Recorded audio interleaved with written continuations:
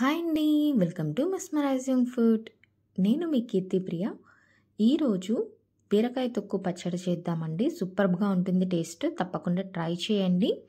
అలాగే స్కిప్ చేయకుండా లాస్ట్ వరకు వీడియోనైతే చూడండి. ప్రాసెస్ చూద్దామండి. నేనైతే 2 బీరకాయలని పీల్ చేసుకొని ఈ విధంగా తొక్కును కలెక్ట్ చేసుకున్నానండి.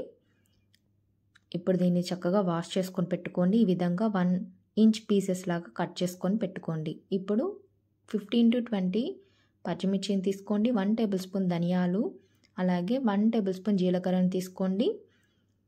5-8 వెల్లుల్లి రెబ్బలను తీసుకోండి. 1 టేబుల్ స్పూన్ పల్లీలు తీసుకొని కొద్దిగా చింతపండు తీసుకొని పక్కన పెట్టుకోండి. కడాయి తీసుకోండి. 1 టేబుల్ స్పూన్ ఆయిల్ వేసుకోండి. ఆయిల్ హీట్ అయిన తర్వాత పచ్చిమిర్చిని యాడ్ చేసుకోండి. మీడియం ఫ్లేమ్లో పెట్టుకోండి, లేదు అంటే మాడిపోతాయండి. నిదానంగా గరిటెతో కలుపుకుంటూ ఫ్రై చేసుకోండి. ఇవి కొద్దిగా కలర్ చేంజ్ అయిన తర్వాత మీరు మిగతా ఇంగ్రీడియంట్స్ మొత్తాన్ని యాడ్ చేసుకోండి. ఈ విధంగా కలర్ చేంజ్ అయినప్పుడు మిగతా ఇంగ్రీడియంట్స్ మొత్తాన్ని యాడ్ చేసుకోండి. వీటిని గోల్డెన్ కలర్ వచ్చే వరకు ఈ విధంగా ఫ్రై చేసుకోండి. వీడియోలో చూపిస్తున్నట్టుగా ఈ కలర్ వచ్చినప్పుడు వీటిని తీసుకొని పక్కన పెట్టుకోండి.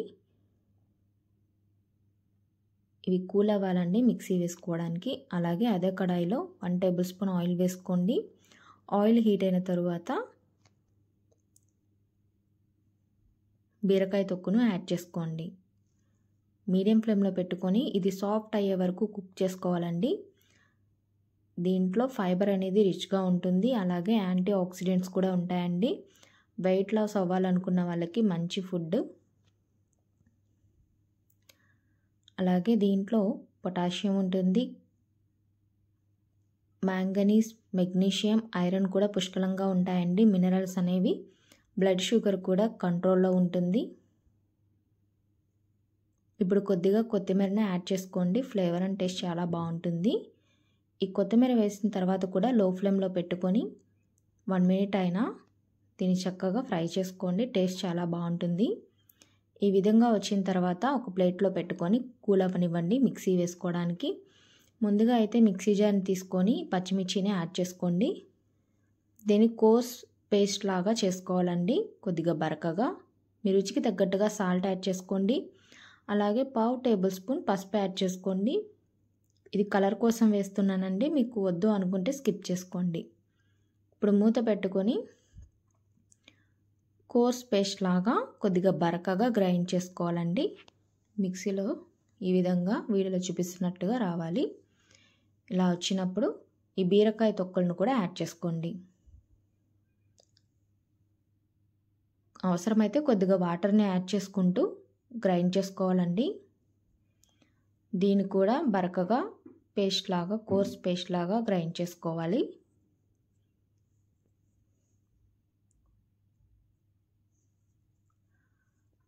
ఇప్పుడు దీనికి పోపు పెట్టుకుందామండి. తాలింపు గింజలు 1 టేబుల్ స్పూన్ పచ్చిశనగపప్పు, అలాగే మినపప్పు తీసుకోండి. 3 ఎండుమిర్చి తీసుకోండి. 1/2 టేబుల్ స్పూన్ ఆవాలు తీసుకోండి. అలాగే 1/2 టేబుల్ స్పూన్ జీలకర్రను తీసుకోండి. 5-6 వెల్లుల్లి రెబ్బలను కచ్చాపచ్చాగా దంచుకొని తీసుకోండి. 1 రెమ్మ కరివేపాకును కూడా తీసుకోండి. కడాయి పెట్టుకొని 3 టేబుల్ స్పూన్స్ ఆయిల్ వేసుకోండి. ఆయిల్ కొద్దిగా హీట్ అవ్వాలండి. హీట్ అయిన తర్వాత తాలింపు గింజలను యాడ్ చేసుకోండి. మీడియం ఫ్లేమ్లో పెట్టుకోండి. వీటిని గరిటెతో కలుపుకుంటూ ఇవి కొద్దిగా చిటపట అన్నప్పుడు ఎండుమిర్చి, వెల్లుల్లి రెబ్బలు యాడ్ చేసుకోండి. ఇవి గోల్డెన్ కలర్ వచ్చే వరకు చక్కగా ఈ విధంగా ఫ్రై చేసుకోవాలండి.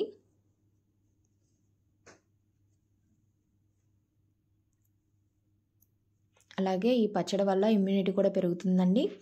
ఈ కలర్ వచ్చినప్పుడు మీరు చట్నీని యాడ్ చేసుకోండి.